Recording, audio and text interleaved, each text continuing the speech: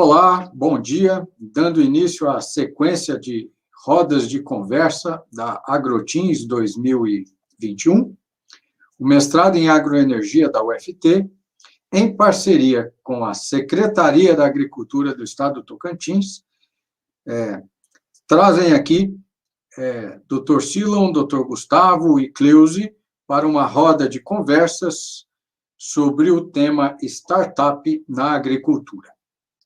Para a gente dar início, então, eu vou fazer uma apresentação dos participantes e vou trazendo vocês aqui para a imagem.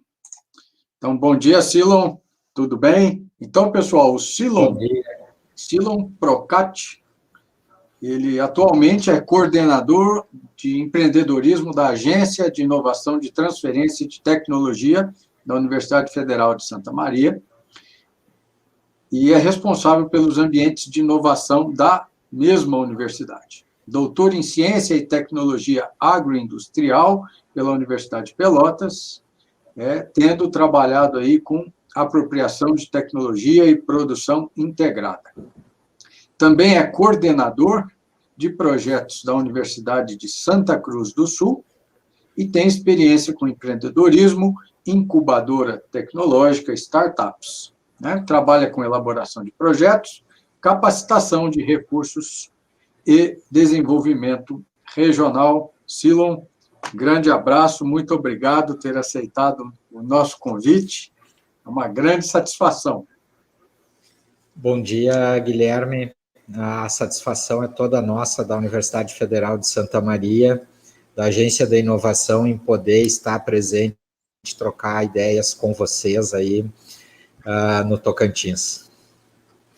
Bom, agora eu vou apresentar aqui o nosso segundo membro aqui, debatedor aqui da roda de conversa, Dr. Gustavo Silva. Ele é zootecnista, mestre e doutor em extensão rural, professor de extensão rural do Colégio Politécnico da Universidade Federal de Santa Maria, é coordenador do Grupo Interdisciplinar de Pesquisas Agroalimentares e Georreferenciadas, diretor do Departamento de Extensão do Colégio Politécnico da UFSM, atua nas áreas de agricultura familiar, mercados agroalimentares, canais de comercialização da cadeia de curta e projetos de desenvolvimento rural. Então, ao longo da sua carreira, atua nas prefeituras municipais, cooperativas, SEBRAE e institutos federais. Doutor Gustavo, seja bem-vindo. Então, com muita satisfação que a gente agradece aí você ter aceitado participar desta roda de conversa. Muito obrigado, professor Guilherme. Cumprimentar também o Silon, nosso colega da universidade. Dizer para nós é uma satisfação poder participar da AgroTeams num tema tão provocativo como esse que está sendo proposto aqui nessa mesa. Obrigado, vamos tentar aí trazer alguns elementos para reflexão, né, e para talvez criar novos empreendimentos a partir do dia de hoje. Sendo um pouco ousado, né? Obrigado, muito obrigado. Agora a gente vai trazer a flor aqui para o nosso painel, né? Cleusi Soares. Oi, Cleusi, muito obrigado você ter aceito o nosso convite. Tá? Pessoal, a Cleusi, atualmente, ela está como coordenadora de políticas públicas para mulheres em Florianópolis. Ela é formada em jornalismo, possui pós-graduação em gestão de mídias sociais e marketing digital. Tem experiência de mais de 14 anos em assessoria de comunicação, foi assessora de comunicação da Secretaria de Desenvolvimento Regional de Florianópolis, assessora na Câmara dos Vereadores de Florianópolis e assessora de comunicação na Secretaria Municipal de Cultura, a Fundação Franklin Cascais, assessora técnica da Secretaria Municipal da Casa Civil. Além disso, ela é cofundadora do Morro do Silício, participou da organização da primeira Startup Weekend Social Impact em Santa Catarina e participou da organização do Meetup de afroempreendedorismo. Atua como voluntária no projeto SC Games e auxiliando na parte de comunicação. Cleusi, se eu falei tudo direitinho, seja bem-vinda, muito obrigado. Bom dia, falou sim. Como está a minha experiência na área de comunicação, né? E como cofundadora do Morro do Silício, dessa inserção aí das comunidades. Então, eu acho que eu vou aprender bastante aqui com os que participarão e vamos aí debater e conversar sobre esse tema que é bem interessante e bem atual, né? Então, gente, eu não me apresentei ainda, talvez muitos que estejam assistindo não me conheçam. Eu sou o professor Guilherme Benco, da Universidade Federal do Tocantins, do mestrado em agroenergia e do curso de engenharia de alimentos. Então, a partir de agora, então, nós vamos começar esta roda de conversa, onde eu vou trazer alguns pontos, né, provocações aqui, para que nós possamos, então, vir debatendo os assuntos. Então, doutor Silon, vou tirar as formalidades a partir de agora, estão todos apresentados, tá bom? Então, Silon, como a gente vai tratar da temática startup na agricultura familiar, eu acho que seria interessante para os nossos ouvintes, né? Primeiro, se situar com relação ao conceito do que é uma startup, né? Então, como é que você apresentaria para nós aqui o que é essa tão falada startup? Startups são empresas altamente baseadas em conhecimento, né, que usam a tecnologia das suas mais diversas formas, não necessariamente TI, né, pode ser biotecnologia, pode ser tecnologia social, enfim, né, e que são escaláveis. O que é ser escalável? Escalável, ela tem um alto potencial de crescimento, né, em que o crescimento dela no mercado é muito maior do que o crescimento dela em custos, né? Ou seja, ela apresenta uma quantidade de receita crescendo numa velocidade muito maior do que o seu custo. Também são organizações, são empresas altamente replicáveis. Exemplo, digamos que nasça uma startup em Santa Maria, focada em agricultura familiar, ela com muita facilidade, ela consegue se adaptar em Palmas, no Tocantins, onde você está, em Santa Catarina, onde a Cleusa está, no Paraguai, enfim, em outros países onde tem o cliente-alvo dela, onde tem o cliente que ela busca. Uma outra característica é a velocidade com que ela faz isso, com baixo custo e num curto espaço de tempo, né? As startups se caracterizam aí por uma alta velocidade de crescimento, tanto que, às vezes, os investidores dizem que para investir em uma startup, ela tem que ter um crescimento 3-3-2-2, ou seja, nos 2 primeiros anos ela tem que triplicar de tamanho e nos 2 anos seguintes ela tem que, no mínimo, dobrar de tamanho. Esse é o potencial dela, ou seja, ela tem que ter escalabilidade para ter essa velocidade e para ter a escalabilidade ela tem que ter velocidade, né? São características todas que andam lado a lado e que a gente vê aí as startups que têm nascido tanto com a gente aqui em Santa Maria quanto ao redor do país aí, elas acabam apresentando essas características. O Silo, eu queria aproveitar e perguntar o seguinte: com essas características de serem escaláveis, replicáveis e alta velocidade de crescimento, como é que fica? A gente sempre escuta falar que uma startup nasce com o mínimo produto viável, quer dizer, quando ela dá o seu passo inicial, ela não está com toda a solução pronta, né? Como é que é isso?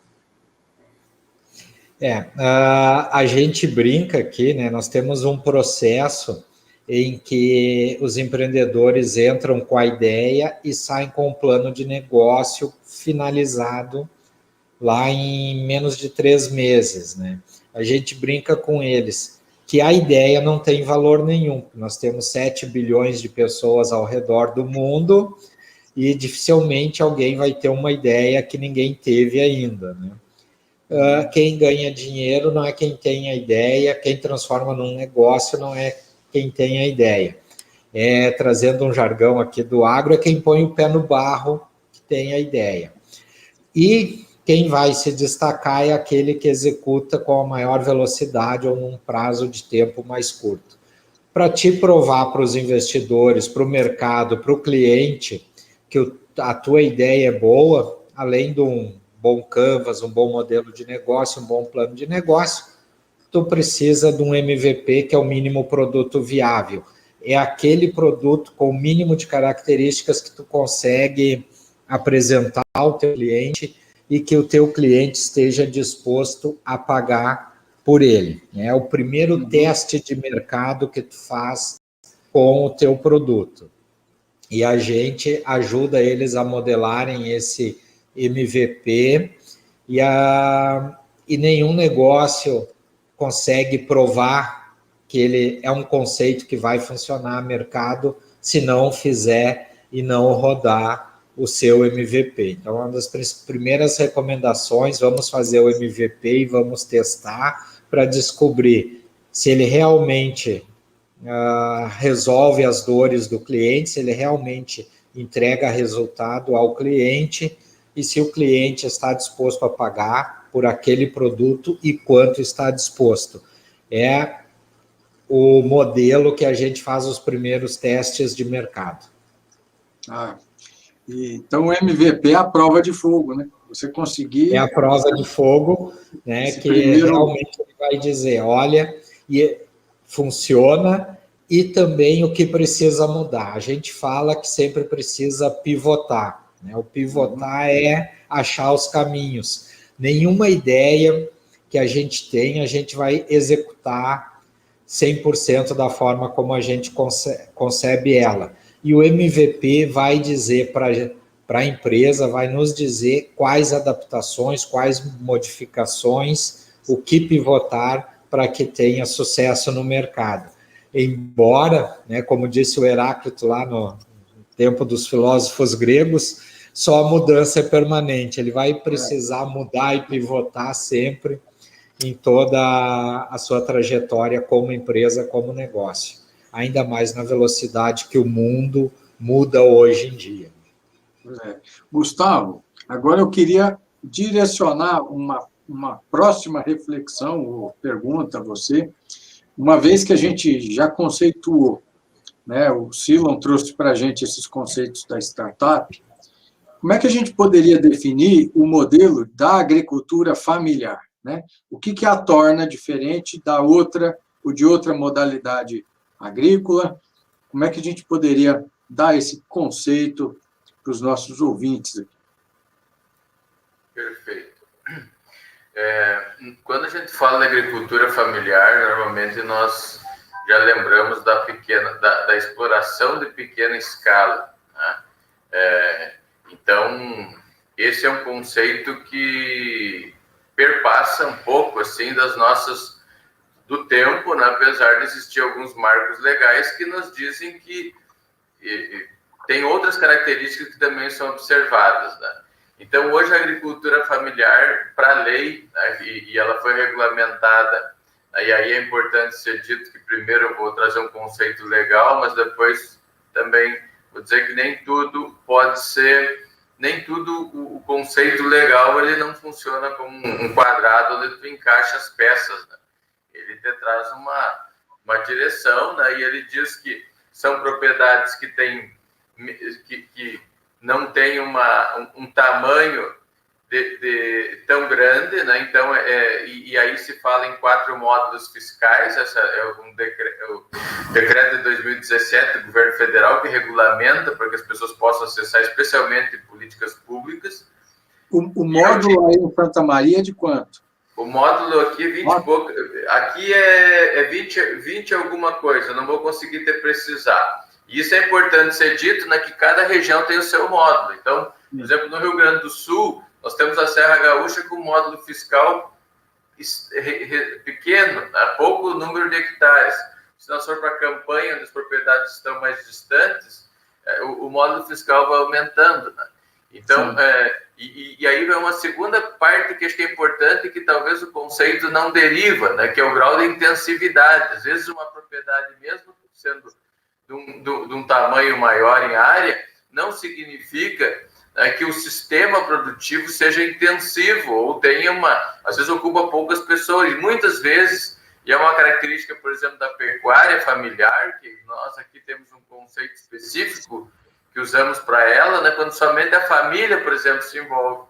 Então, eu diria assim, a agricultura familiar tem esse componente, né, o componente de as atividades, a mão de obra, né, ele é exercida em sua maioria por os próprios integrantes. Há também um sistema de gestão que é especificamente assim, relacionado à família. Aí tem uma diferença assim, interessante em relação ao conceito de agricultura patronal, por exemplo. Que a agricultura patronal, a gente pensa a terra, o sistema que a terra compõe, né, ele é uma atividade exclusivamente de negócio. Na agricultura familiar, mas isso é o que a lei não consegue determinar, ele também é um espaço de moradia, um espaço de identidade das pessoas. Eles são aquilo, eles refletem o espaço de vivência, né? Então, não é, por exemplo, um ambiente produtivo onde tu só vai lá e produz e volta. Tu tem, por exemplo, tu vive num outro lugar, né? Tu tem outras referências. E aí tem um outro componente, né? É a questão da gestão do estabelecimento. Ela é definida pela família, ela é realizada pela família, pela esposa, pelo casal, pelos filhos, por aquelas pessoas que ali vivem, né?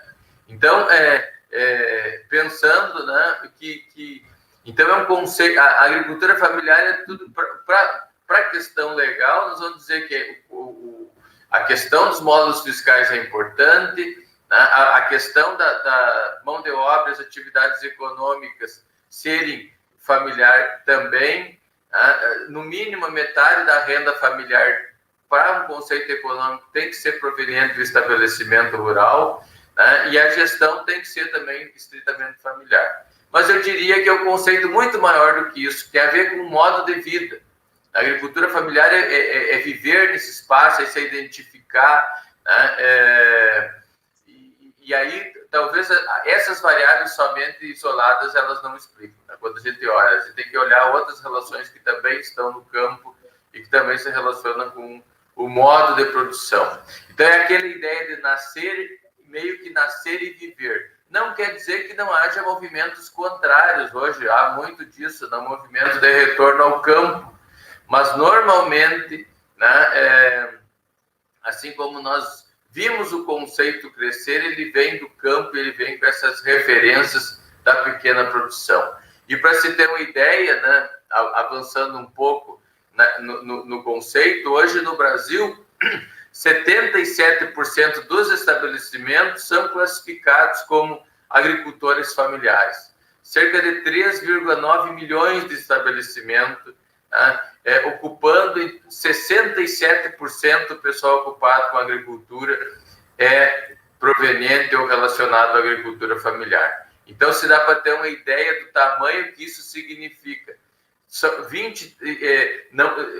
Ocupa muita gente, mas gera um valor na de produção agropecuária inferior, né? 23% mais ou menos, né? Assim como 23% em torno disso, segundo o último censo agropecuário de 2017, também é o valor que corresponde, né, à área de terra ocupada.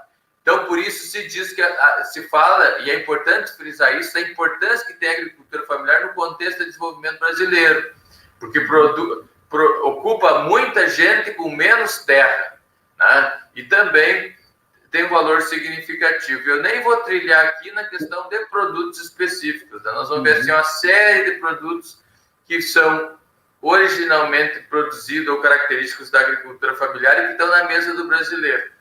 Então, Gustavo, você sabe que com esses números que você traz, né, 77% dos estabelecimentos, né, são da agricultura familiar, isso me faz recordar umas aulas que eu tive lá atrás, na graduação, com o Dr. Roberto Rodrigues, uma disciplina de cooperativismo, onde ele dizia que a agricultura no Brasil, ela não é um meio de vida, ela é um modo de vida, né?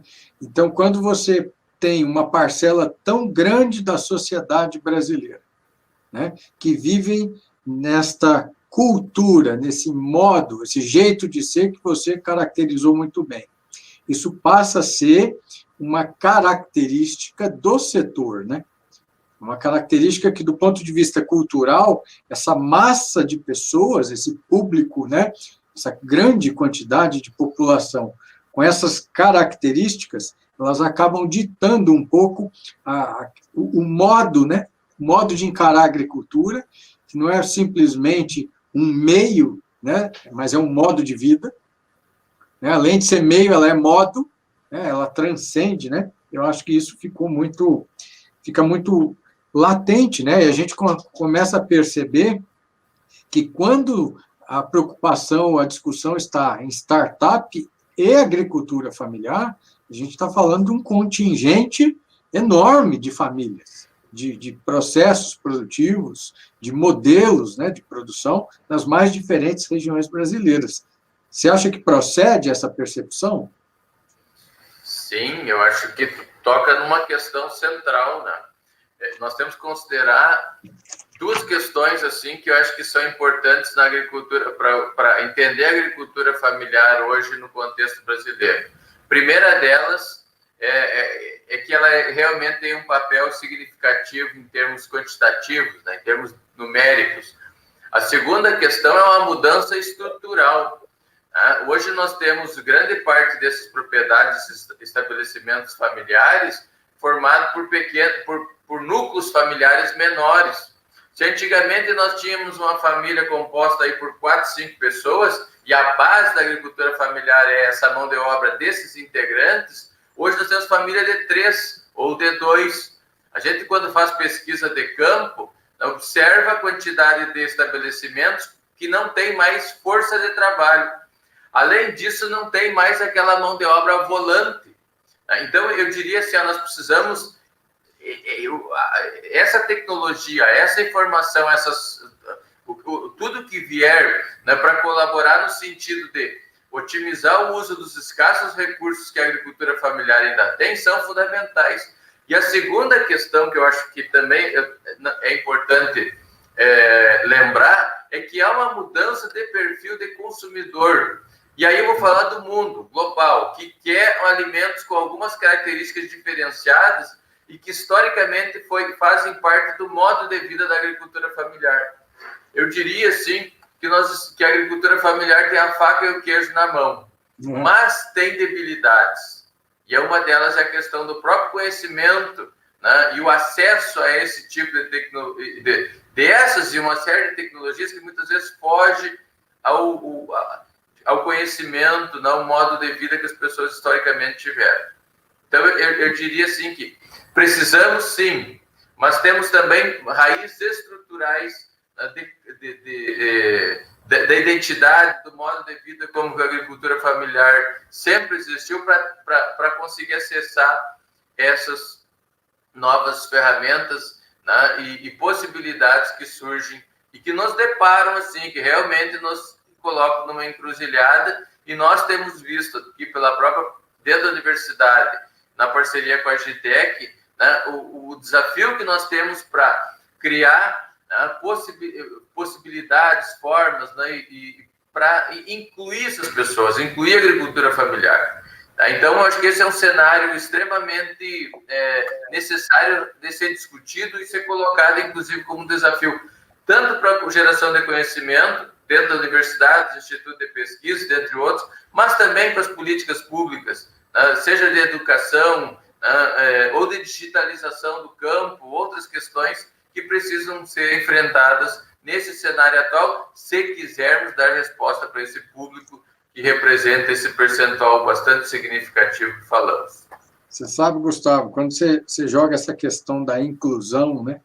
Você vê que felicidade, né? A gente chamou a Cleusa aqui exatamente para tratar desse aspecto central que tange as questões de inclusão, né? E aí, nesse sentido, Cleusa, eu queria, antes da gente abordar estes aspectos da inclusão, que você comentasse um pouquinho o que é, né? E qual que é o propósito do Morro do Silício. Então, você já apresenta, então, esse grande desafio que você empreende, né? E que dá uma visibilidade muito grande. Eu acho que as experiências que você consegue e tira desse modelo, dessa visão de negócio, ela pode ser aplicada a outras soluções. Então, conta para a gente um pouquinho aí do Morro do Silício. Bom dia, mais uma vez. Eu vou contar como que o Morro do Silício nasceu para a gente poder entender. Um pouco do Morro do Silício surgiu também um pouco para decifrar o startupês, que é essa linguagem que o Silon trouxe ali no início, que é uma das dificuldades, né, de quem está nas comunidades de periferia, para quem não tem essa familiarização com esse ambiente de tecnologia, de entender como é que se dá essas atividades. Então, o Morro do Silício, ele iniciou, sem ser Morro do Silício, no início de 2019, com o início da organização de um evento, que é um evento mundial, que é chamado Startup Weekend, e aí tem diversos recortes, né? Tem Startup Weekend Mulher, tem Startup Weekend Indústria, e o Social Impact, que é buscar soluções de impacto social, né? Na área de tecnologia, ele não havia tido nenhum em Santa Catarina. Em Santa Catarina, nós já tínhamos tido, acho que em torno de 20, quase 30 startups ao longo desse período, né? E não havíamos tido nenhum com esse recorte. No início, até para a gente poder atrair o nosso público-alvo, ele foi chamado de Startup Weekend Comunidades, porque a gente tinha essa questão de querer trazer as pessoas das comunidades para participar, sejam profissionais da área de tecnologia, empreendedores, né, de comunidades, empreendedores das regiões aqui periféricas da Grande Florianópolis, e por isso que, num primeiro momento, o Startup Weekend sempre foi tratado como comunidade. Aí, por conta de toda a questão de um padrão já, né, do modo que era vendido o Startup Weekend, passou a ser Social Impact.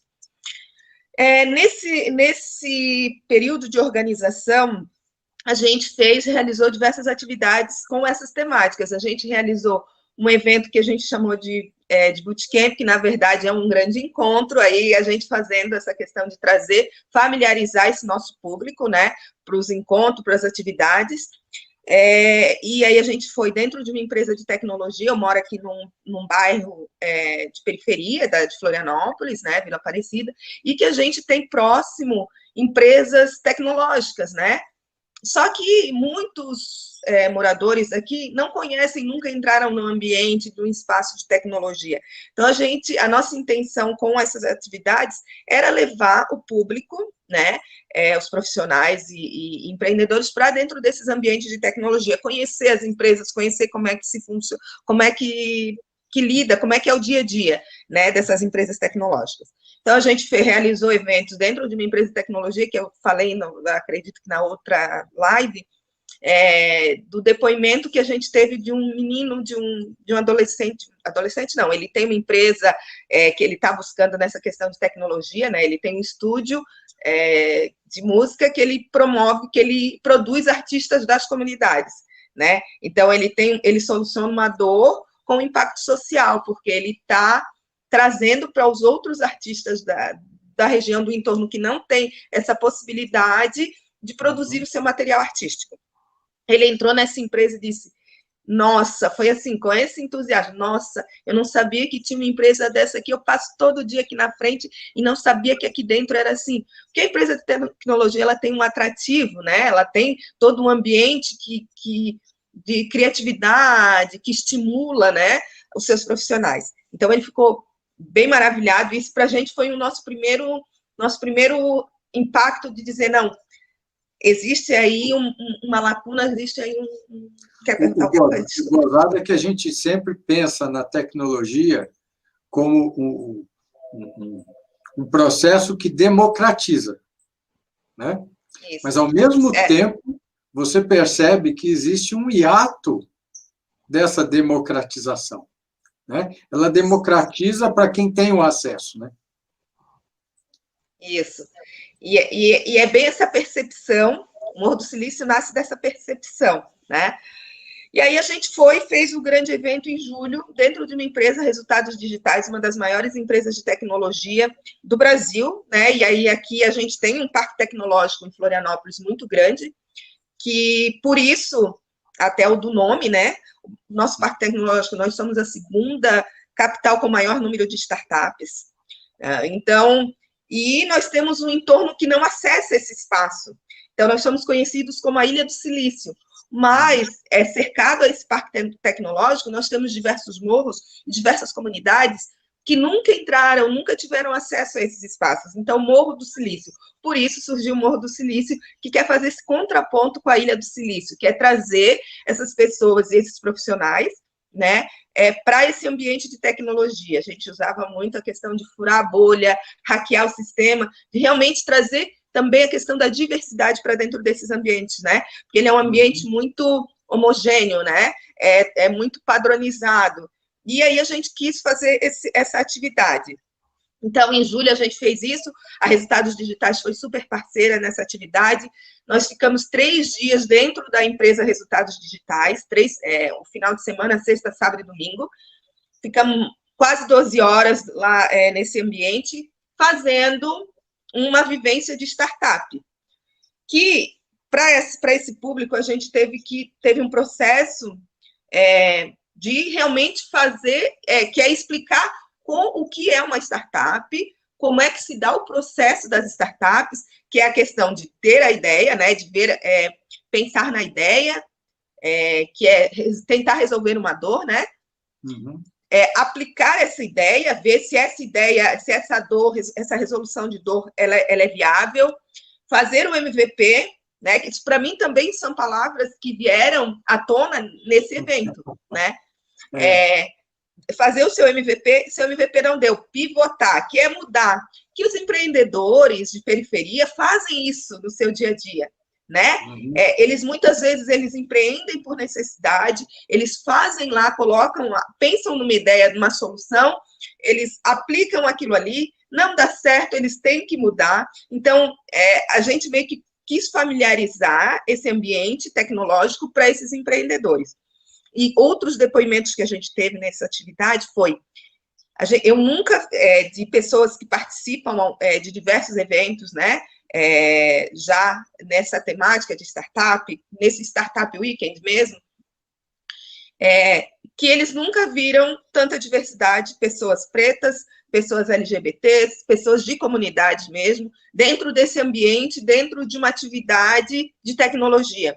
Então, a gente tem depoimentos que até a gente coloca lá no nosso Instagram, no Morro do Silício, que fala sobre isso, sobre trazer, permitir isso. Então, o Morro do Silício, ele vem para conectar realmente, né, vem com essa intenção, com esse propósito, né, de conectar esses profissionais, esses empreendedores de comunidades com esse ambiente de tecnologia aqui tão forte e que demanda uma mão de obra muito grande e que tem essa lacuna de mão de obra. Então, a gente tem 2 polos aí que a gente consegue, que quer fazer essa conexão.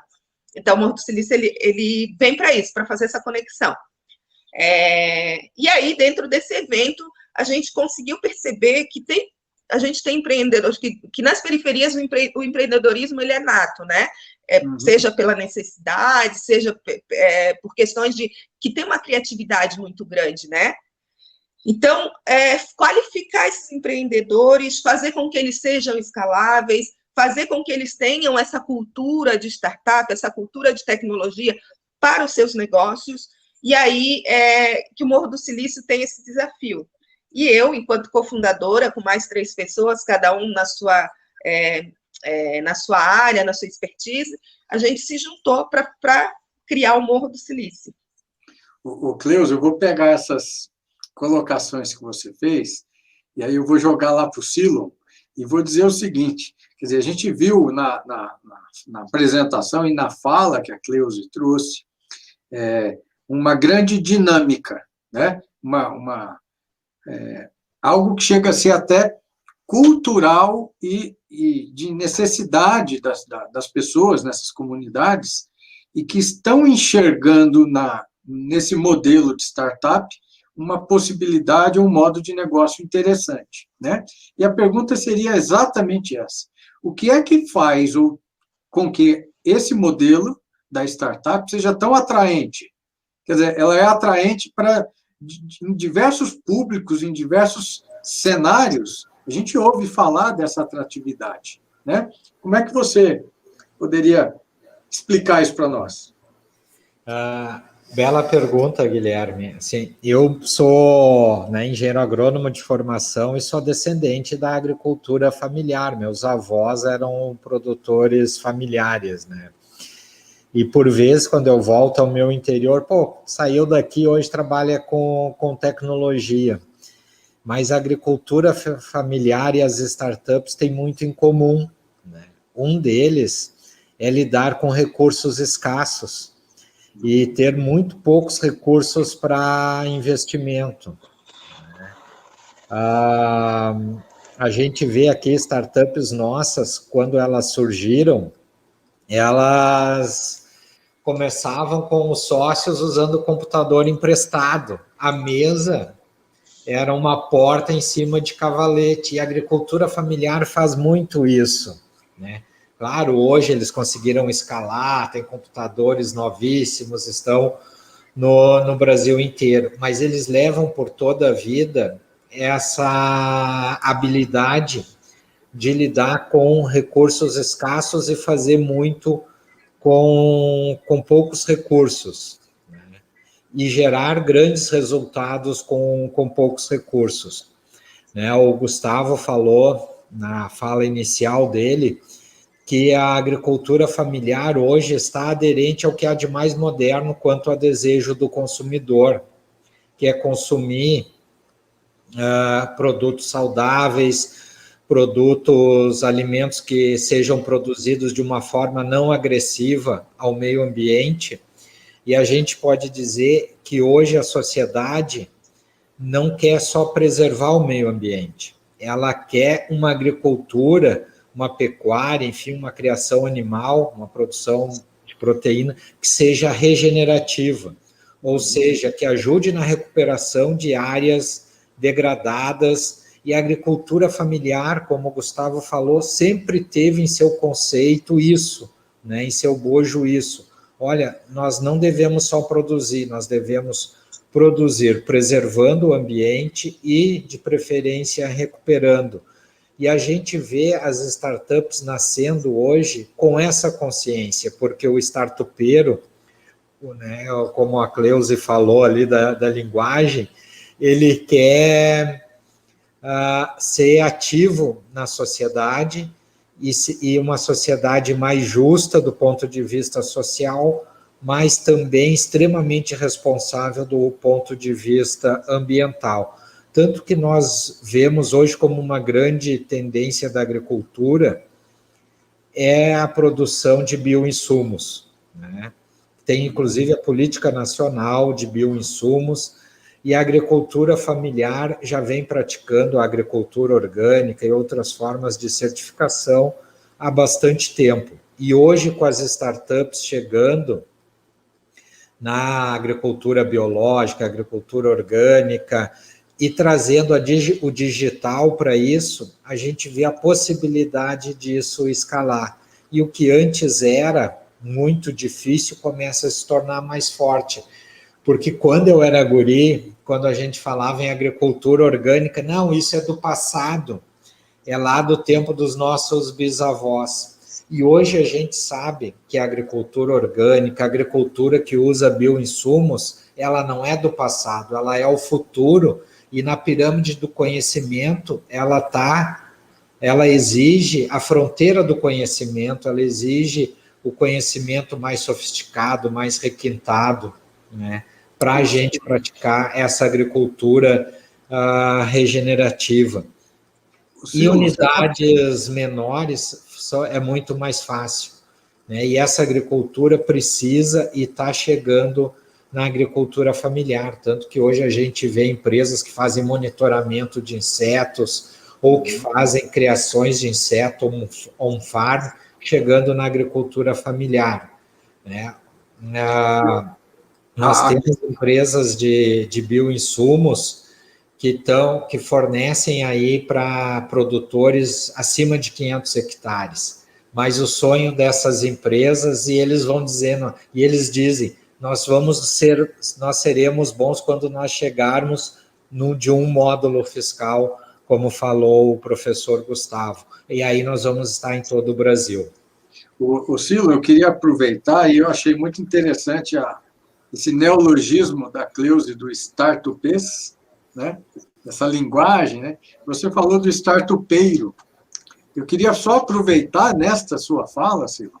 Você poderia falar um pouco de qual é o perfil desse startupeiro?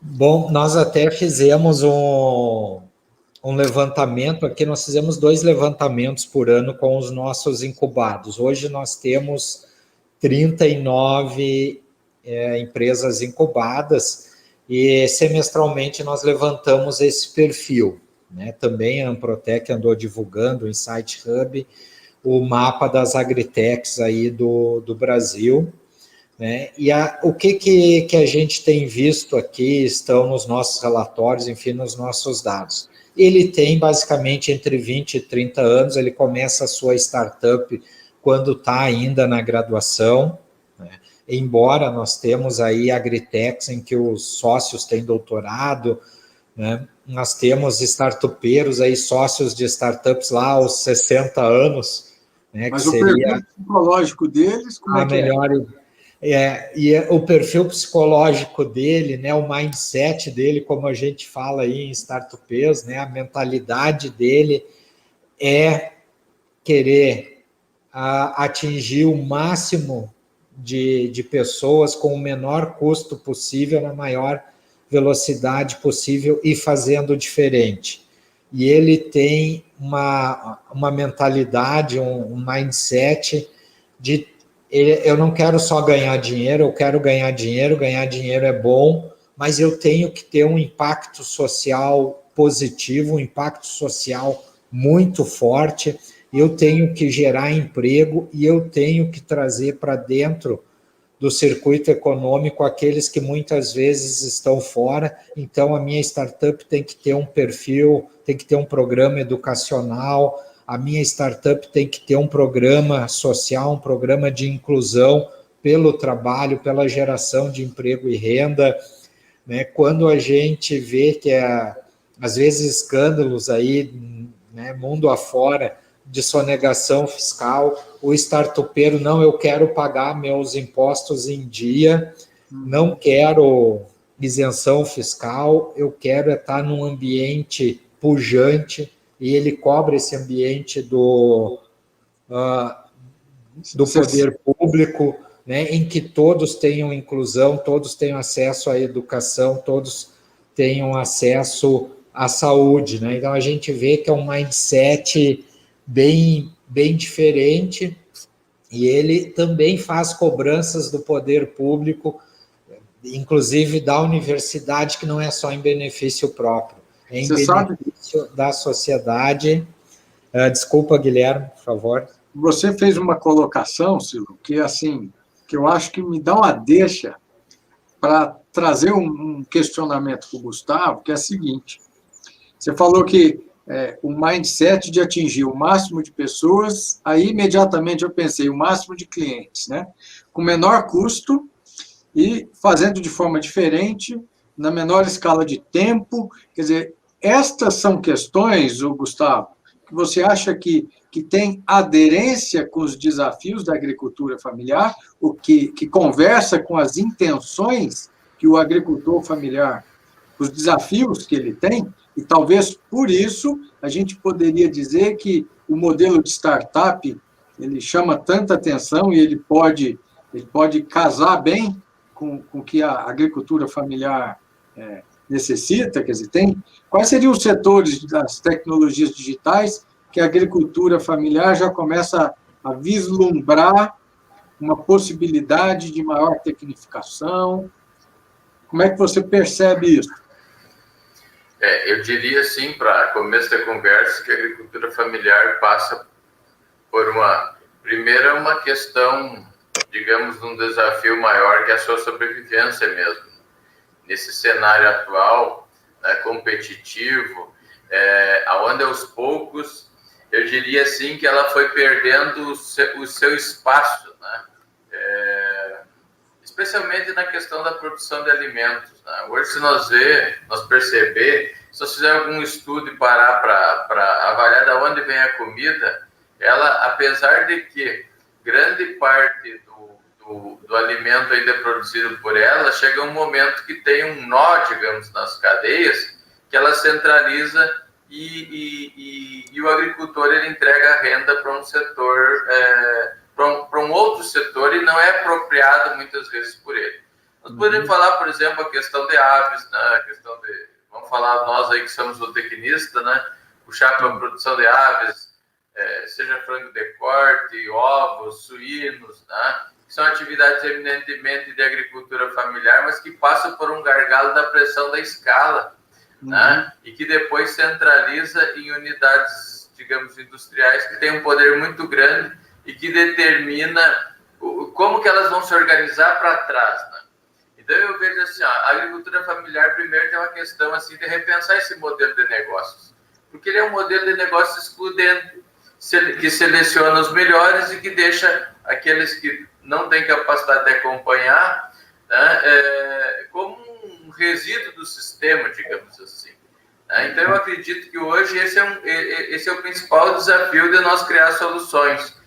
Quando eu acho legal, né, das reflexões que o Silon traz, né, e aproveitando também do que a Cleusa tem de experiência, né, esses públicos, né, de fato, eles são significativos e parece que existe um limite aí na sua relação, né, ou pelo menos para nós fazer com que essas soluções elas tenham efetividade e cresçam.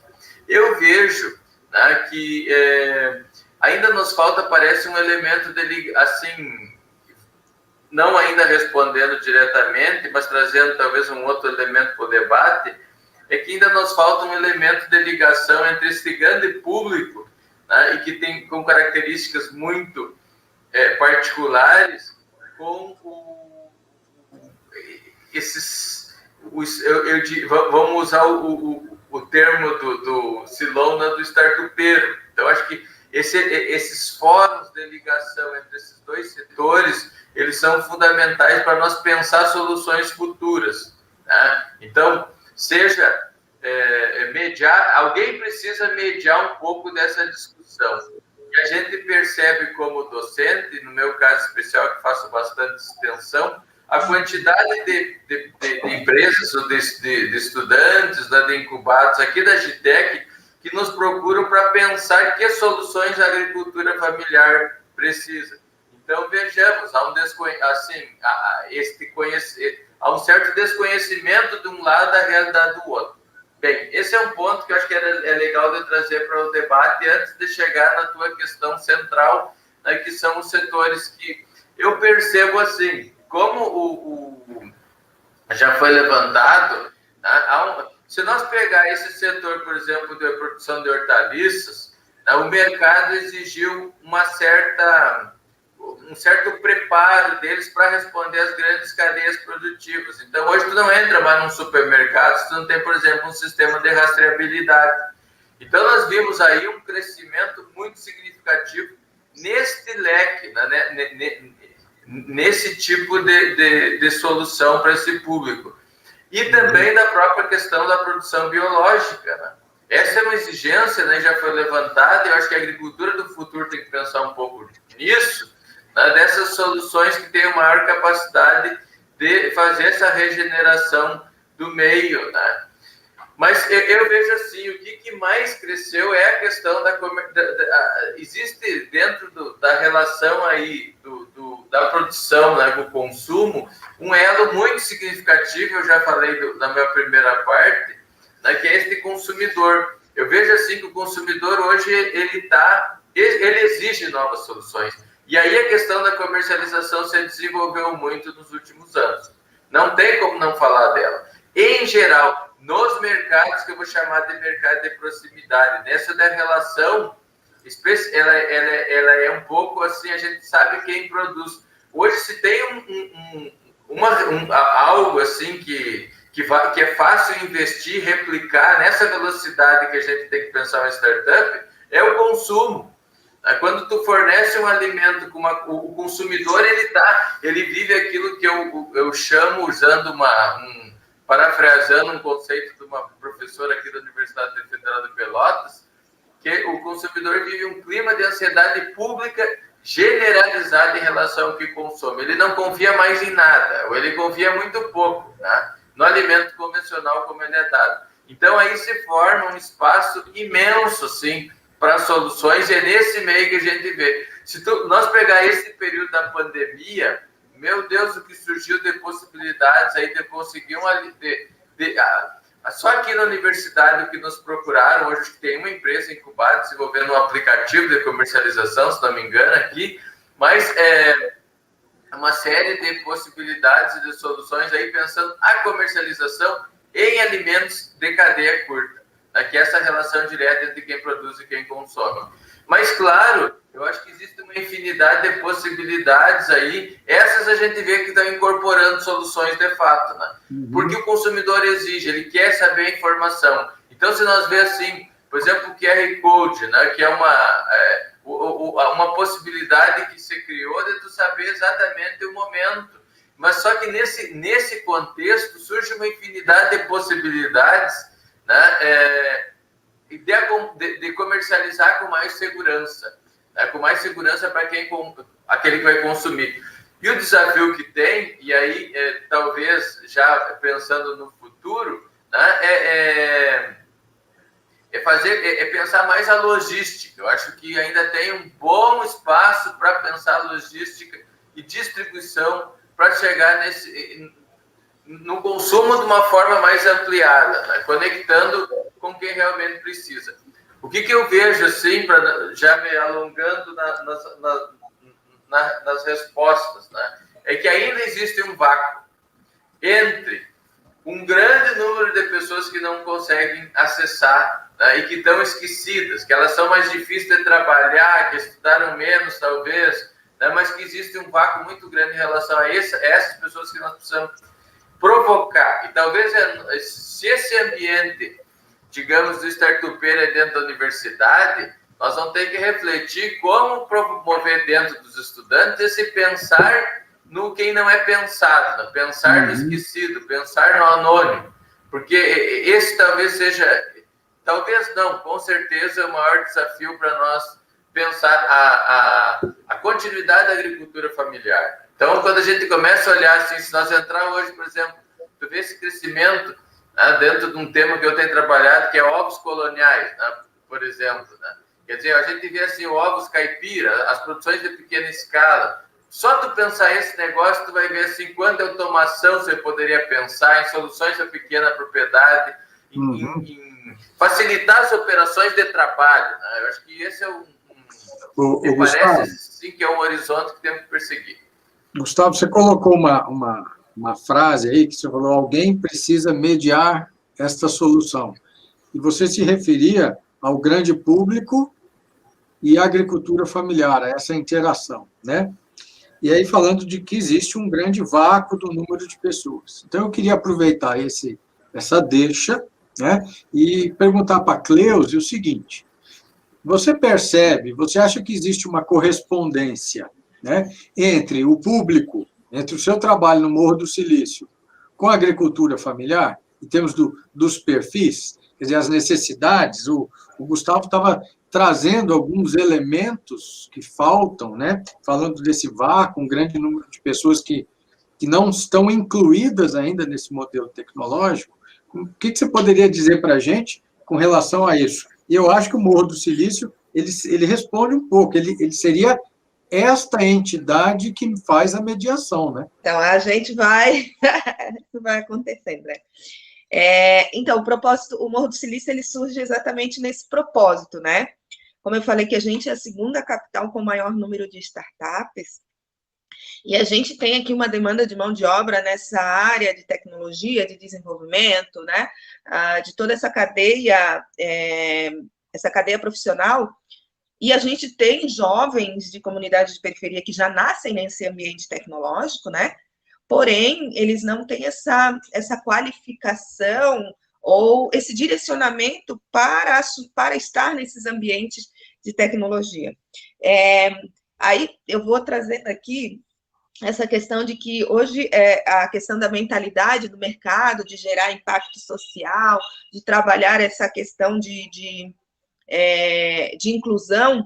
As empresas na área de tecnologia, elas estão muito com esse pensamento de gerar essa inclusão. Porém, a gente tem aí esses pontos que nos dificultam, que é uma característica tanto das comunidades de periferia como a agricultura familiar, que é a questão do acesso, a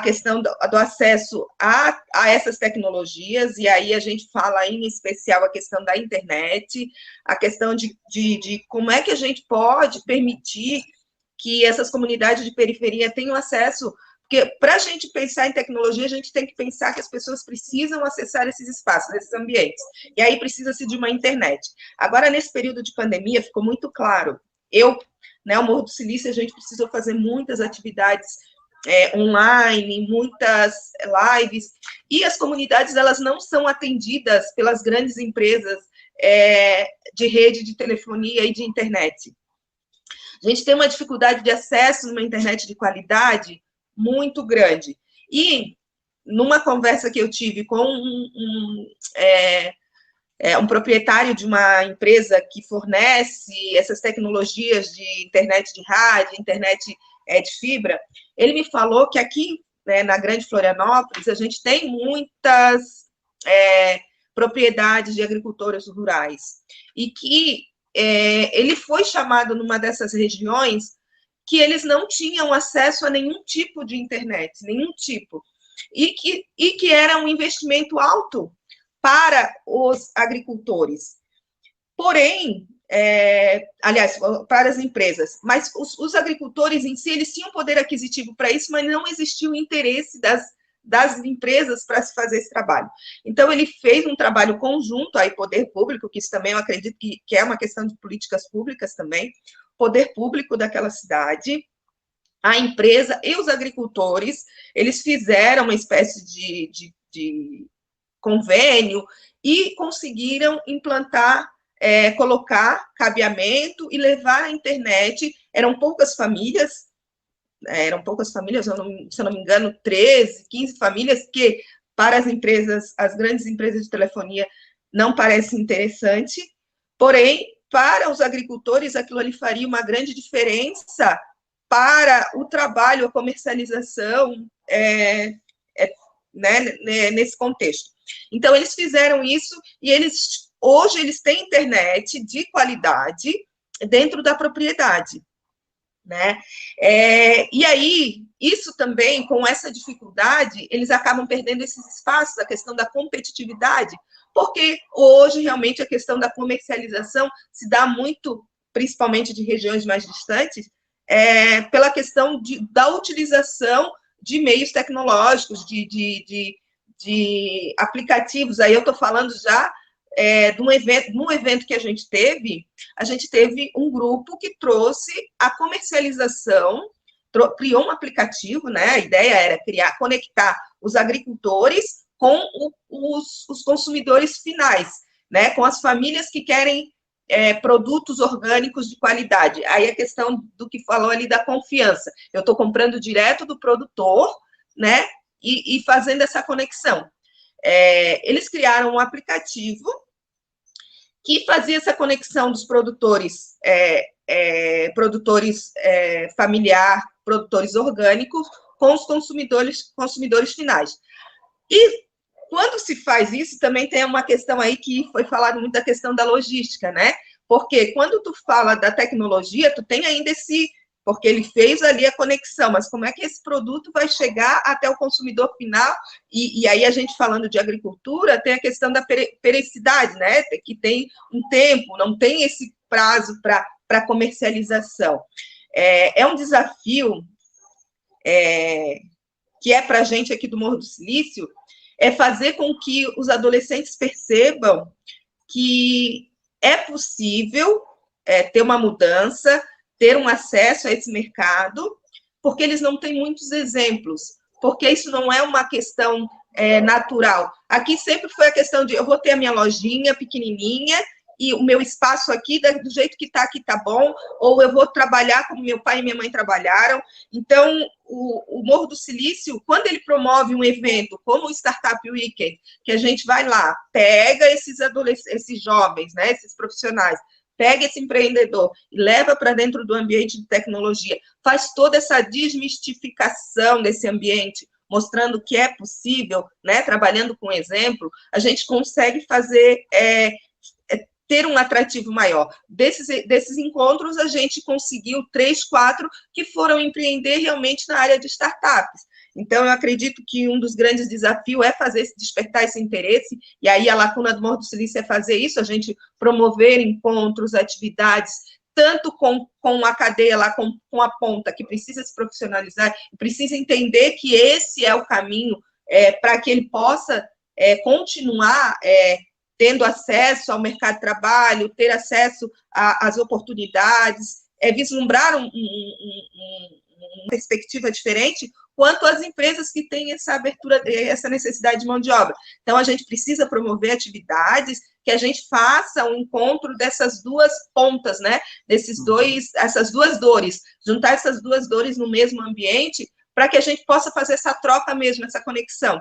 E aí, quando a gente fala, tem também o Startup Weekend de Agricultura, se eu não me engano, a gente teve aqui em Santa Catarina, nas regiões mais pro oeste, a gente teve atividades de Startup Weekend, eu não sei se isso se esse tipo de evento aí na época que podia, se acontecia muito aí no Rio Grande do Sul. Vocês tiveram eventos nesse sentido, Startup Weekend, que aí fazia com esse recorte da questão da agricultura familiar, da questão da agricultura, porque aí vem dores semelhantes, vem ideias e vem pessoas que podem, né? Porque a diversidade traz isso, né? Problema é um problema com soluções diversas. Então, quando se junta nesse espaço, né, nesse mesmo espaço. Cleusa, eu queria colocar uma percepção, me ocorreu isso agora, e na verdade ficaria, aqui é uma provocação para os três aqui, tá? Que é o seguinte, a gente, neste ponto, a gente falou da dificuldade do acesso à tecnologia, da familiaridade, ou da menor familiaridade com tecnologia, falando dos públicos do Morro do Silício, né, ou de locais urbanos que são menos olhados por essa infraestrutura que é necessária, mas existe uma questão que me ocorreu aqui que pode ser um ponto de diferença. Quando a gente fala de comunidades urbanas, a gente tem uma grande população e uma empresa que se propõe a distribuir um sinal de internet ali, ela consegue dar escalabilidade no serviço. Quando você pensa no ambiente rural, e dependendo da região do Brasil, a zona rural ela é menos povoada. Então, quando você leva uma fibra ótica do centro da cidade, mesmo de uma cidade pequena, e chega na zona rural, você consegue menos ramais ou menos clientes por área, né? Então, isso acaba sendo um fator desmotivador para as empresas que distribuem o sinal, né? Eu estou falando isso porque hoje essa nossa live está sendo transmitida, eu estou na zona rural, né? E para a gente conseguir fazer isso, nós tivemos que instalar uma antena aqui e fazer uma negociação com a empresa, onde a energia elétrica eu forneço, o espaço e a torre eu forneço, e ele tem a autonomia para distribuir para aquele número de pessoas que, porventura, essa torre consiga atender. Então, teve um lado de negociação e parceria de custos para tornar o negócio atrativo para eu poder ter o sinal aqui. E muitas vezes a gente não percebe essa iniciativa por parte das comunidades, né? E aí eu não sei se o Silon já viu isso em outras regiões, né? Mas eu acho que a alternativa da acessibilidade à internet, ela passa no ambiente rural, na agricultura familiar, por uma ação mais coordenada e por um modelo de negócio um pouco diferente do modelo de negócio que se faz dentro do centro urbano. E aí é que eu acho que a mentalidade empreendedora, inovadora, de pensar o negócio de vender o acesso à internet, ele precisa quebrar alguns paradigmas. Como é que você vê isso, Silon? E tecnologicamente, eu acho que ainda a solução não está posta, né? Cada região do Brasil e cada caso, uma solução diferente, uma solução tecnológica diferente e uma solução em termos de modelo de negócio e de arranjo da comunidade, porque nós podemos ter vários casos diferentes ou temos várias realidades diferentes ao longo do Brasil, né? Se dentro do Rio Grande do Sul, né, nós já temos realidades muito diferentes. Pegando exemplos que o professor Gustavo colocou lá no início, né, na Serra Gaúcha, né, e eu, quando fiz doutorado, trabalhei com produtores de pêssego lá. Nós temos uma realidade que a grande maioria tem uma colônia. São 24 hectares uma colônia ali em Caxias, né? Muitos colônia, 12 hectares. Então, em 1.200 hectares, nós podemos ter muitos produtores. E na campanha do Rio Grande do Sul, às vezes, em 1.200 hectares, nós temos um produtor. E agora, imagina, tu é um produtor familiar cercado por grandes propriedades. Qual o interesse em uma empresa vir oferecer serviço naquela região? Mínimo, baixíssimo. Nós podemos ter uma ilha de exclusão social ou de exclusão digital, né? Já que hoje, nos dias de hoje, sem inclusão digital, tu não vai fazer inclusão social, né? Fora ter que deslocar as pessoas, os jovens, para ter acesso à escola, à saúde. Né? Você acha que a tecnologia 5G ela teria um impacto positivo cobrindo essas ilhas? Pelo que eu sei, acho que a 5G ela tem ainda um alcance menor, embora mais barata de se fazer ilhas, né? Vai ter que se buscar outras tecnologias como a LoRaWAN, né? Internet, enfim, cada região vai ter a solução, em algumas talvez seja levar por fibra até pontos centrais e distribuir por antenas, né? Então, cada região vai ter que construir a sua solução, vai ter que ter um arranjo entre instituições como as universidades, instituições sociais, como, por exemplo, o Morro do Silício, poder público. Nós vamos ter que ter, nesses locais, as 4 pás da hélice da inovação que a gente fala, que é o ator conhecimento, né, universidades, centros de pesquisa, modelando qual a melhor solução para cada região, o ator Estado, o ator governo, vai ter poder público, vai ter que estar presente, o ator empresa, o ator empresarial vai ter que estar ali, e tanto quando a gente pensar o ator empresarial, nós não podemos excluir a grande empresa que vai atuar com a 5G, mas a pequena empresa daquela comunidade, daquele local que vai ser o fornecedor local da tecnologia, e o ator, né, embora quando a gente vá descrever sobre, a gente diz que não tem nenhum ator mais importante, que todos estão em condições de igualdade, tem que ser com esse viés, que é a sociedade em si que tem que estar presente, mas se nós fôssemos ter que escolher o mais importante, esse seria o mais importante para buscar isso, né? Porque, né, falando em tecnologia e levar a internet ao meio rural, que hoje talvez seja um dos grandes causadores ainda do êxodo rural, principalmente da agricultura familiar, porque o filho do pequeno agricultor quer o acesso à internet, precisa, e hoje é necessário, muitas vezes, para se viabilizar economicamente a propriedade rural, ela ter acesso à internet. Por exemplo, eu compro queijo de uma pequena agroindústria que fica a alguns quilômetros do milhar. Eu compro por WhatsApp. Se ela não tivesse internet lá, talvez ficasse muito mais difícil para ela fazer, né? Ela me manda o Pix para fazer o depósito por WhatsApp, né? E um outro componente para se diminuir o êxodo rural é empreendedorismo para o aluno da escola rural, né?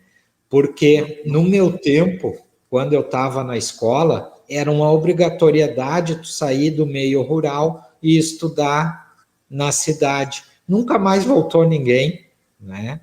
Então, nós precisamos da escola rural e que ele veja na propriedade que ele pode ter a sua subsistência tendo uma atividade econômica ligada àquela propriedade, ter os conceitos de agregação de valor, de produção, de escala, acesso às tecnologias, ou saber como acessar a tecnologia. Junto com esse componente de ter a internet, que é extremamente importante, eu diria uma condição sine qua non para a população da agricultura familiar ficar no campo. Além disso, tem que vir esse componente educação, né, que ali o Morro do Silício também leva nas comunidades de Florianópolis, é tu tirar, tu ver, tu ter essa visão que tu pode ter a sua subsistência econômica, não só social, a tua subsistência econômica naquela comunidade, sem precisar ir embora. E por incrível que pareça, hoje alguns na minha região estão voltando para exercer atividade econômica, já de cabelos brancos como eu. Olha só. Então, o que eu queria aproveitar nesse momento, a gente está com 1h15 de live, então, assim, eu acho que os pontos favoráveis, né, de pensar startup para a agricultura familiar, a gente contemplou, né? O Gustavo contemplou bem as questões das demandas que a agricultura familiar sinaliza e possibilidades de empreendedores virem a pensar modelos de startup para a solução de algumas dores que foram apontadas na agricultura familiar. E, por fim, eu gostaria de jogar uma questão aqui para que todos fizessem uma breve reflexão, que seria a seguinte, que seria a questão sobre qual seria o próximo passo, ou o que a gente poderia dizer que é necessário para mudar esta realidade apresentada. Só para dar um exemplo disso que eu estou comentando, é o seguinte, a gente pensa hoje na mediação tecnológica na educação, na forma como os alunos têm o acesso, e a grande maioria tem acesso por internet 3G. Então, as modalidades de veiculação de conteúdo para os alunos, eles têm que ser suportados por essa tecnologia, né? Então, as soluções, esta live mesmo, né? Agora começa uma garoa aqui, uma chuva, eu já fico pensando, será que a energia vai cair? Será que a internet vai oscilar? Quer dizer, a gente começa, você tem que articular isso, né? Então, como é que vocês fariam um fechamento em termos dos desafios que a gente comentou e qual seria o passo, né? As realidades, diante das realidades apresentadas, qual que é o próximo passo para mudar? Deu para perceber que é um problema multidimensional e que vai envolver a interação de muitos atores, né? Então, eu pediria que a Cleusi começasse fazendo um comentário nesse aspecto, depois o Gustavo e o Silon fecha para a gente. Pode ser? Pode ser sim. Um dos desafios para a mulher, aí eu já vou entrar num outro, é a gente dar conta de atender, principalmente nesse home office, é criança, é filhos, é casa, cachorro, gato, mas a gente está administrando aqui, está indo o negócio. Mas essa questão da mentalidade, né, eu acho que é fazer esse trabalho realmente de mudar a mentalidade. Eu acredito que os agricultores rurais, familiares, são, claro, com as suas peculiaridades, com as suas diferenças, mas a questão do dia a dia é o fazer, né? E muitas vezes, quando está no fazer, não tem esse tempo de perceber, de ter essa percepção de que é possível outros caminhos para a realização daquele mesmo trabalho, para a realização da atividade em que ele está. Além disso, também, a questão da dificuldade desse acesso. Como eu falei, o Morro do Silício, a gente fez uma provocação nessa questão de, aí, com a realidade aqui das comunidades de periferia, né, de como é que a gente consegue trabalhar esse acesso à tecnologia. E aí, justamente com a empresa, a gente está buscando que é uma empresa que fornece internet via rádio. Vocês estão entendendo como é que é o meu dia a dia, né? Uma internet que fornece via rádio, eles têm a possibilidade de fornecer a internet de fibra ótica, que é uma internet com mais qualidade. Então, a gente está fazendo essa parceria, essa conversa, fazendo essa negociação, para que a gente pegue agora, nesse primeiro momento, uma comunidade piloto e faça esse trabalho de distribuição dessa internet de fibra, e aí isso possa ser reverberado para outras comunidades. A gente tem a questão da falta de interesse também dessas grandes empresas, e aí é aquilo que eu já tinha dito antes, da gente fazer essa conversa, trazer para o mesmo espaço as grandes empresas e aí, aqui, com essa facilidade, trazer os atores que são os profissionais e os empreendedores para participar de uma mesma roda de conversa. E aí o Morro do Silício tem por premissa realizar workshops, realizar cursos, até promovido por essas empresas que têm essas necessidades. Eles têm lá necessidade de desenvolvedores. Então, vamos fazer esse trabalho. O Morro do Silício se propõe a levar essa qualificação nessa área de desenvolvimento para dentro de uma comunidade, para que de lá a gente possa tirar profissionais, para que ele possa suprir essa cadeia, essa necessidade dessas empresas, né? E aí também a questão do exemplo, né? Trazer cases de sucesso, empreendedores e profissionais que já estão atuando nesse mercado e que foram a partir de uma iniciativa de participar de uma atividade dessa, para gerar despertar esse interesse, né, nesses empreendedores e nesses profissionais. A gente teve um exemplo de uma moça que participou de uma atividade com a gente e que ela entendeu que empreender dentro da comunidade dela é o que traria esse retorno para ela, seja financeiro, seja essa questão, essa autonomia, né? Porque ela podia trabalhar, ela trabalha perto de casa e com o trabalho dela, agora no início do período da pandemia, ela conseguiu também empregar outras mulheres da própria comunidade. Então, gerou-se um ciclo ali de geração de renda, né? Porque ela tinha uma necessidade e ela conseguiu, ali nesse mesmo espaço, dentro do ambiente em que ela está, gerar essa renda, né? E a questão também de que esse retorno, né? A economia criativa e aí a agricultura familiar, os orgânicos. As pessoas querem hoje ter esse diferencial. Então, hoje eu acredito que, por mais que ainda esteja a passo de formigas, né? Mas essa questão de buscar o orgânico, buscar aquela produção mais manual, buscar aquele produto mais próximo, né? Tem toda essa cadeia de se trabalhar, vamos fortalecer o que está próximo, conectar o que está próximo, para que a gente possa, então, sair desse ambiente que a gente está para fora.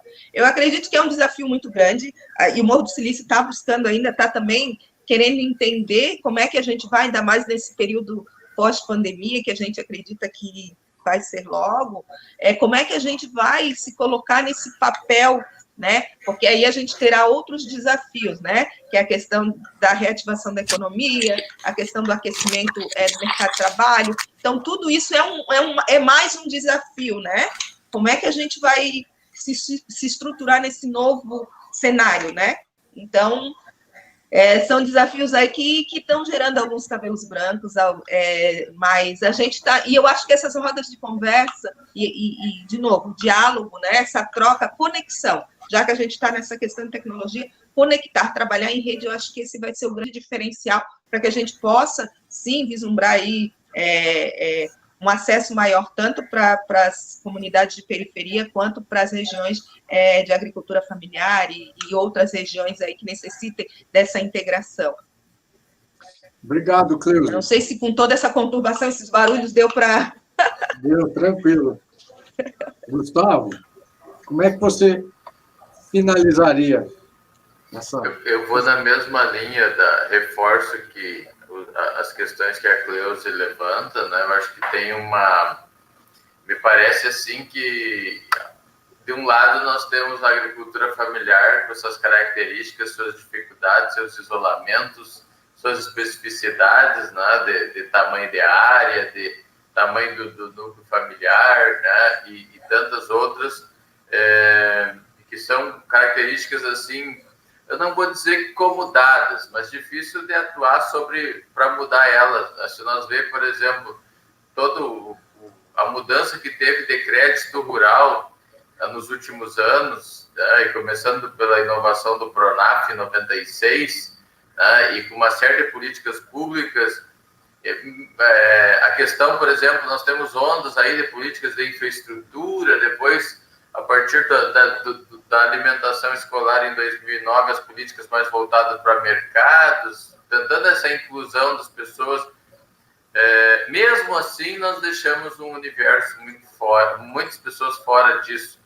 O mesmo quando elas fazem um investimento, por exemplo, elas fazem um investimento em alguma coisa que, digamos, a grosso modo, é certo que vai dar errado, né? Porque a gente enxerga que é tipo criar o pequenininho e largar na boca do leão, né? Então, me parece assim, essa dimensão da educação, do conhecimento, para mim, é por aí a questão. Né? Nós precisamos... não pode parar a extensão rural.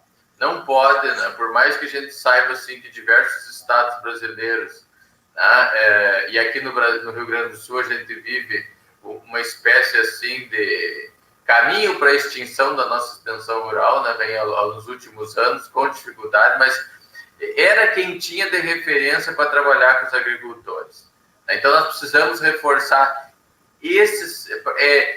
por meio desses canais que chegam essas informações que promovem as atividades, aquilo que eles fazem, né? Pela extensão rural.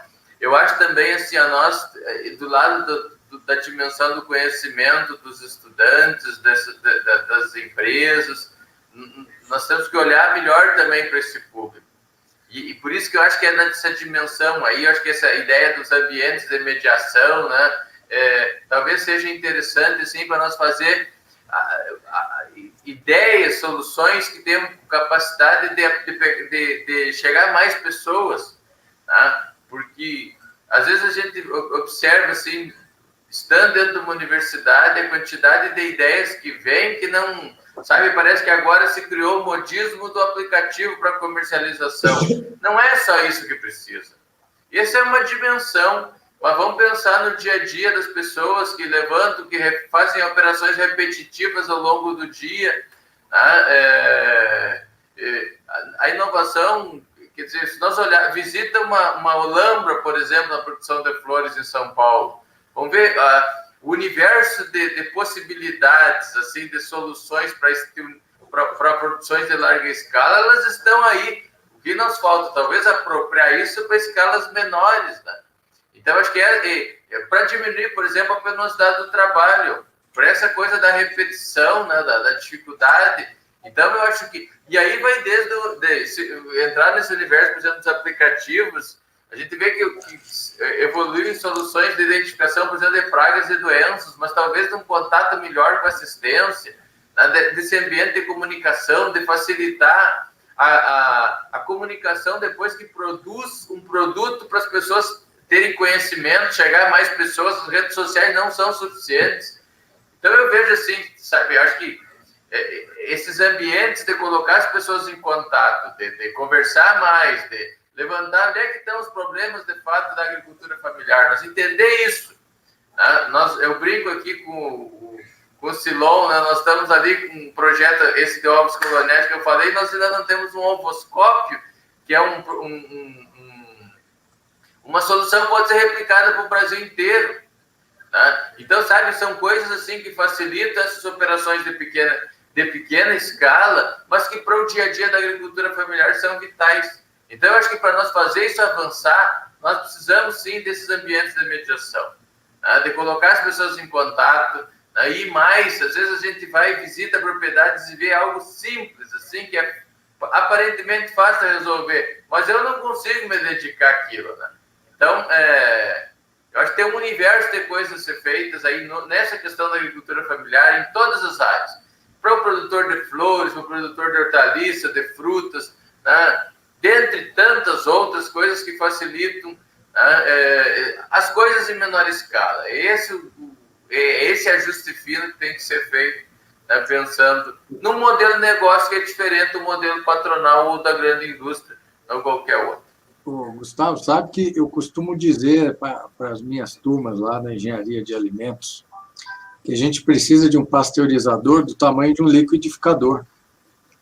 As soluções para a grande indústria, a gente precisa entregar as soluções que viabilizem o pequeno a ter um produto, a fazer o processamento do seu produto dentro de uma escala menor da escala do seu negócio. Eu acho que é bem isso, essa é uma grande oportunidade, né, para empreendedores. E aí, Silon, se você pudesse fazer o fechamento, quer dizer, dessas ideias, né? Então, a agricultura familiar tem a ver com startups, as startups podem transcender as dimensões de tecnologia e responder a essas questões que a gente levantou aqui nessa roda de conversa.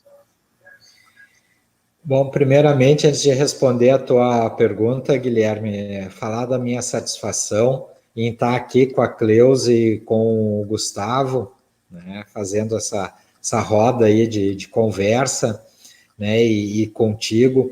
É uma satisfação para a Universidade Federal de Santa Maria e para a sua agência de inovação estar aí nesse canal Rio Grande do Sul, Tocantins. Para nós é uma honra.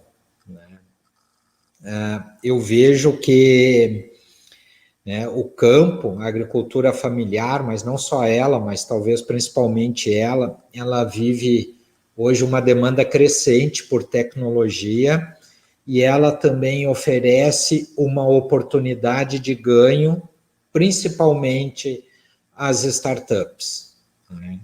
Porque é muito mais fácil uma startup gerar um negócio viável do que uma grande empresa que tem todos os seus processos, todas as suas âncoras. A gente vê aí ao redor do mundo as grandes empresas sofrendo, né, os grandes bancos, as grandes montadoras, as grandes empresas de defensivo, sofrendo para elaborar estratégias para sobreviver ao crescimento que as startups estão tendo, né? Para citar um exemplo bem diferente do agro, bem prosaico, né? Nós vemos aí montadoras fechando fábricas e a principal montadora, que era uma startup, já cresceu, está grande, que não faz carro de uma maneira, nem vende de uma maneira igual às montadoras tradicionais, cresceu 100% num ano de pandemia. Nós vemos as nossas startups aqui, do agro, da saúde, que em ano de pandemia elas multiplicaram em um ano por 6 a sua força de trabalho.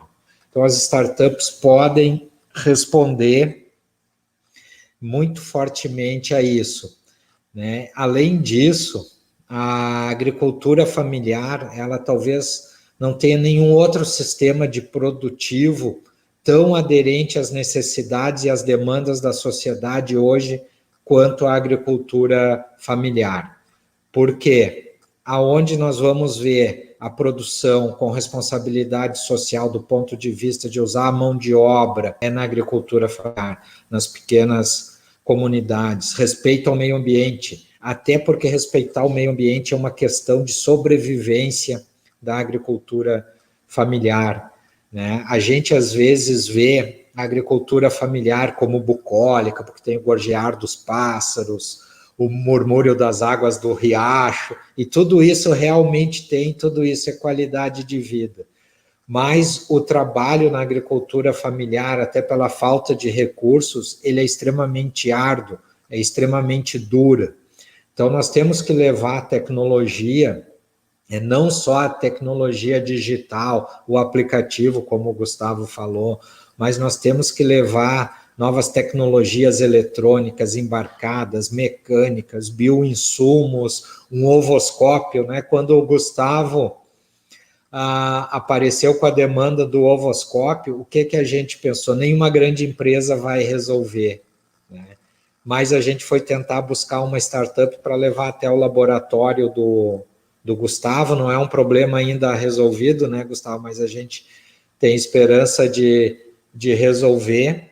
Mas, em contrapartida, é uma tendência mundial de mercado, né? Tu vê as grandes redes de varejo dizendo, só venderemos ovos de galinhas felizes. Quem tem a grande capacidade de produzir galinha feliz é a agricultura familiar. Se eu vender ovoscópio, um único produto, nem estou colocando o resto, né? Pasteurizador de leite, outros produtos para a agricultura familiar no Brasil inteiro, eu posso me aposentar se eu quiser, porque eu vou ter um mercado estupendo e a partir do ovoscópio eu gero vários outros produtos, né?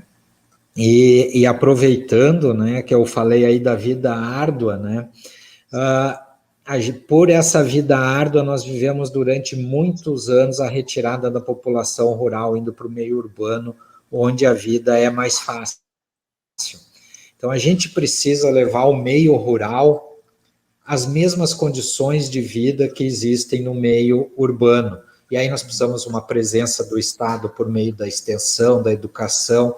E agora, com o digital, com a internet, né, nós temos uma possibilidade, inclusive, de adaptação dos currículos escolares híbridos, não só com empreendedorismo, mas com todas as outras disciplinas em modo remoto, com encontros presenciais, com encontros experienciais. Nós precisamos também dessa revolução aí na educação, né, para reforçar a presença do Estado. Volto a frisar que isso é importante, e uma maior proximidade entre os atores, né? O Estado, por meio da universidade, da extensão, da educação, da saúde, as empresas que querem estar cada vez mais presentes também, as startups, né? A sociedade está clamando por isso, né? Que é o outro ator está receptivo. Por exemplo, se quando eu era guri, nós tivéssemos a internet que nós temos hoje no meu interior, que fica a 50 quilômetros da cidade, mais próxima, a quase 10 quilômetros de estrada de chão, é a última propriedade, ninguém passa por lá. As pessoas vão lá, porque ela é na beira do rio, né? Ninguém passa, tu vai lá.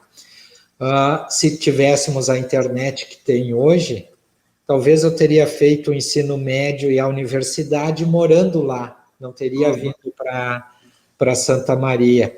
Talvez, né, porque eu era quitandeiro quando guri, eu vendia o queijo que a minha avó fazia, o ovo que era produzido lá.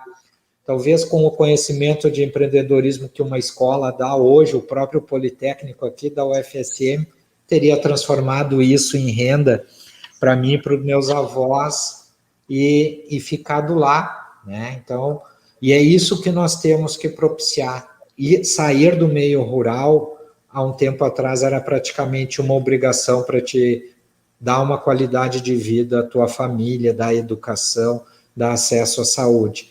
O sair ou voltar tem que ser uma opção, Eu quero voltar, eu ter as condições de voltar. Eu quero ficar, eu ter as condições de ficar. Né? Claro, sair não é nenhum crime, então quem quer ter a opção de sair tem que ter essa opção também. O Silon, me parece, diante de todas as colocações que ouvimos hoje aqui nessa roda de conversa, que o grande desafio, assim, tentando fazer o resumo do resumo, seria a gente pegar tudo isso que foi tratado e ligar essas coisas. É transformar isso tudo num grande ecossistema, que é o que define o termo ecossistema, são as relações que são estabelecidas entre cada um desses elos, cada solução, né, para esses desafios.